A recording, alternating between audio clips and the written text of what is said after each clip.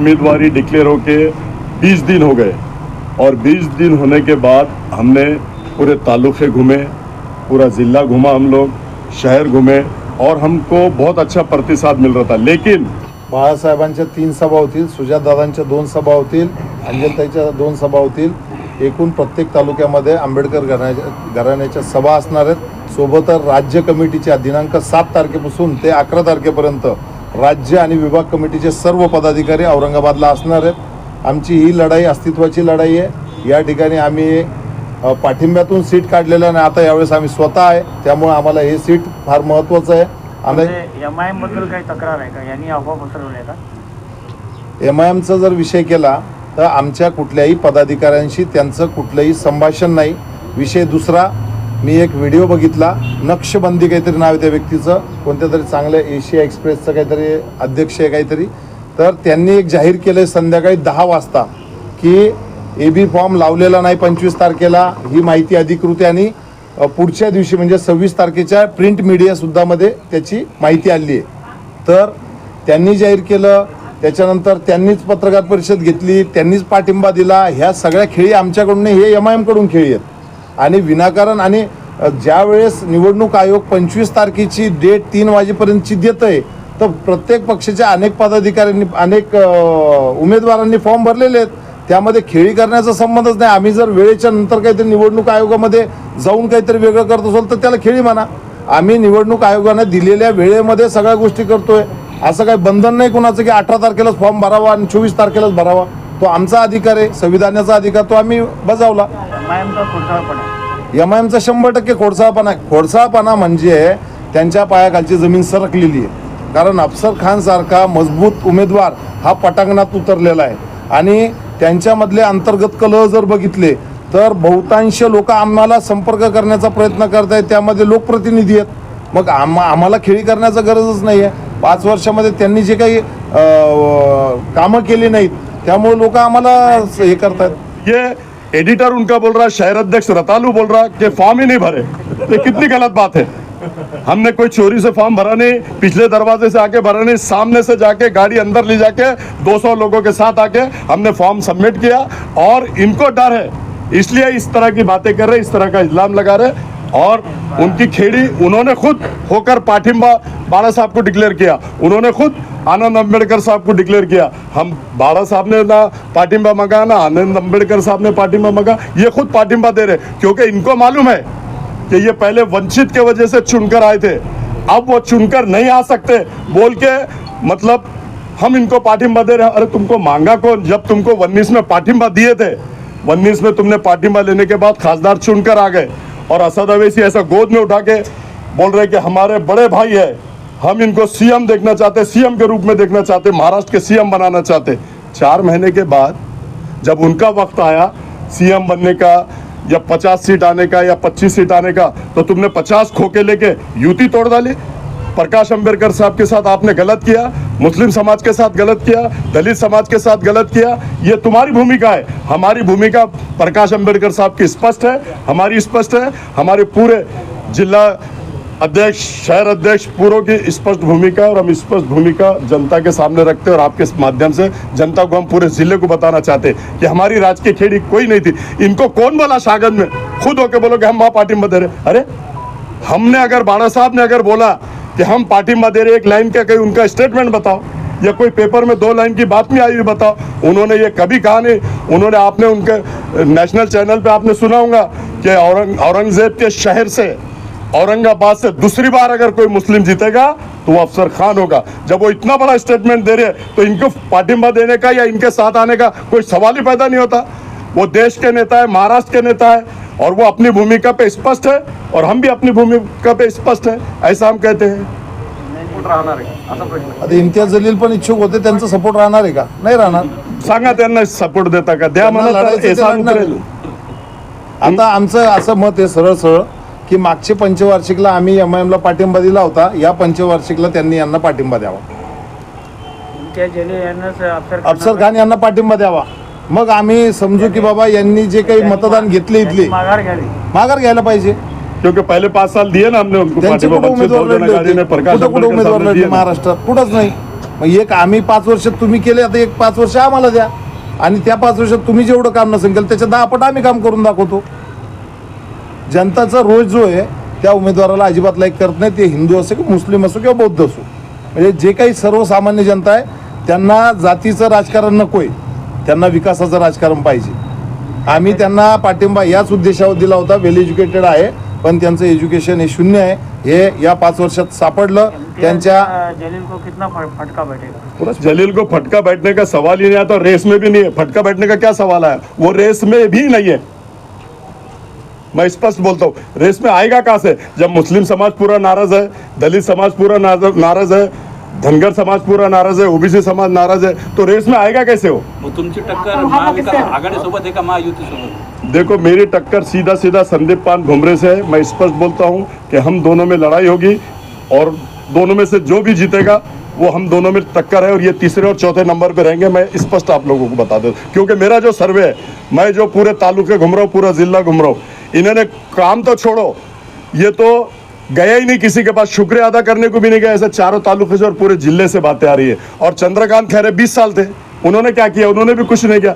25 साल में पूरा जिला और शहर पूरा हमारा पूरा वंचित है, कोई काम हुआ नहीं, सब लोग सुविधा से वंचित है, ऐसा मैं कहता हूँ. और पूरे तालुकों का भी विकास करेंगे. तालुकों की समस्या लोगों ने मुझे बताई है कि सबसे ज़्यादा पानी की समस्या है, लाइट की समस्या है, स्कूल की समस्या है.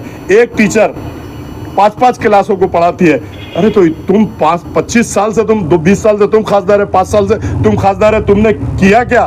कुछ भी नहीं. तुम्हारा वक्त शून्य है, शून्य वक्त है तुम्हारा. ये सारे जिला और सारे तालुके और सारा शहर ये बोल रहा है. तो इसलिए मैं समझता हूँ कि सारे लोग हमारे साथ हैं और जीत अल्लाह के फजल करम से हमारी होंगी, ऐसा मैं कहता हूँ. खासदार म्हणून निवडून आल्यानंतर कोणाला पाठिंबा देणार? जावेद भाई मैं सब पदाधिकारी अमित भोईगढ़ पत्रकार परिषद क्या वजह है? क्या अमित भोईगढ़ विचार के साथ है?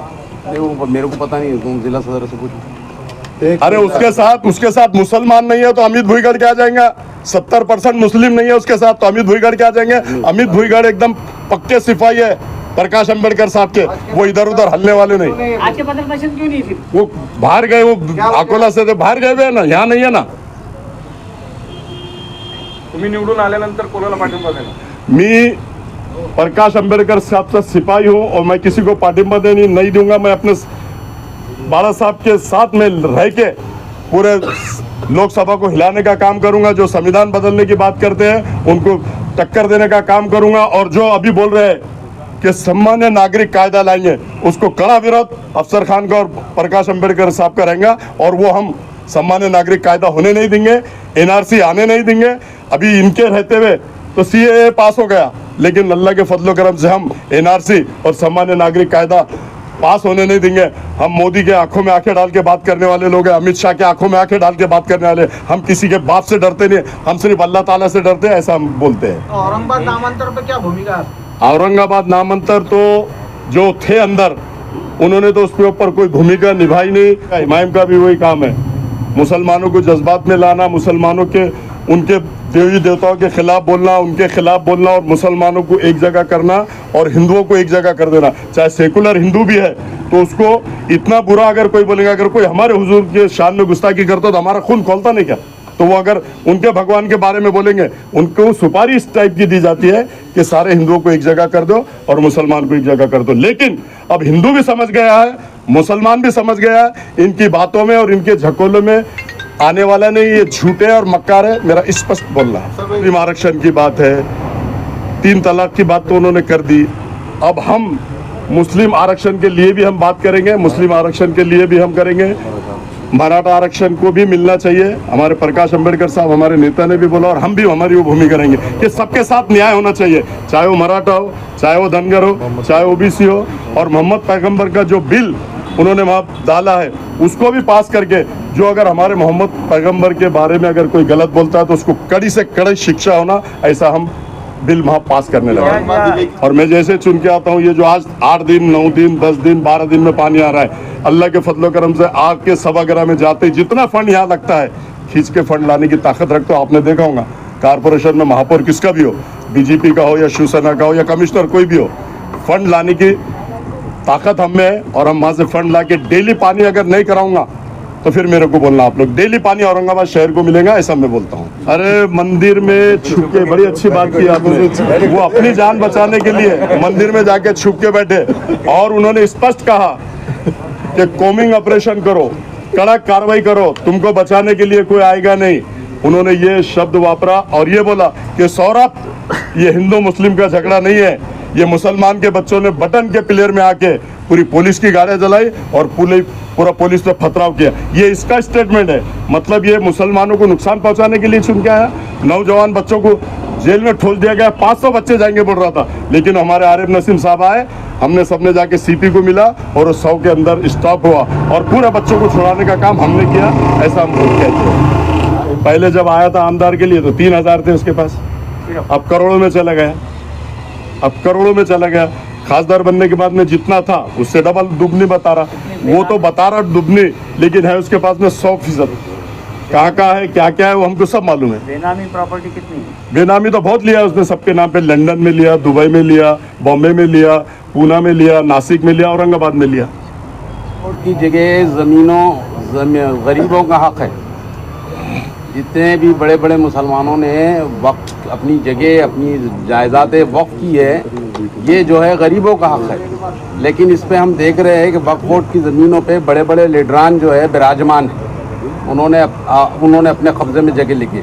जितने भी लीडर देखेंगे, वो कांग्रेस के मुसलमान लीडर हो या और दो किसी की दूसरी पार्टी के लीडर हो, वो सब ने वक्फ बोर्ड की जगह गरीबों का हक मार के अपनी जगह पे बैठे हुए।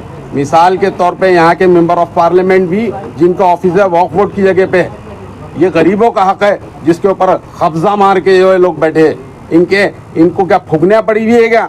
इनके पास पैसे नहीं है जो गरीबों की जगह के ऊपर आके बैठे हुए। वक्फ बोर्ड गरीबों का हक है। बड़े मुसलमानों ने अपनी जायदाद वक्फ इसलिए किए कि गरीब लोग ऊपर उठे और जो है वो अपने पैरों पे खड़े हो।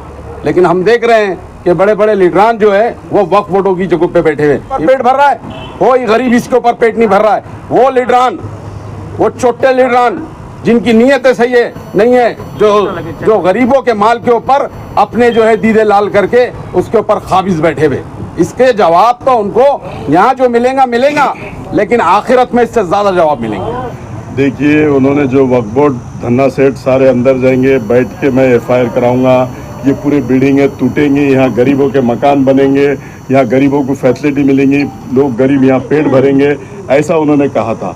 और उसके बाद में उन्होंने आवाज़ उठाने के बाद में सारे धन्ना सेठ से मिलके 7 करोड़ रुपए लेके और उन्होंने आवाज़ को दबाने का काम किया। जहाँ भी वो आवाज़ उठाते, गुटखे की आवाज़ ले लो, देशी दारू की आवाज़ ले लो, वाइन शॉप की आवाज़ ले लो, रेती की आवाज़ ले लो, आप हर वक्फ बोर्ड की आवाज़ ले लो, हर आवाज़ उठाकर मैनेज हो जाते हैं। वहाँ से पैसा ले लेते और चुप बैठ जाते हैं। आप बोलो ना, वो बोलता है मैंने ये आवाज़ उठाया, रिजल्ट क्या है? 640 दोनों ने मिलके वहाँ पे क्वेश्चन किए, रिजल्ट कितने आए वो बताओ।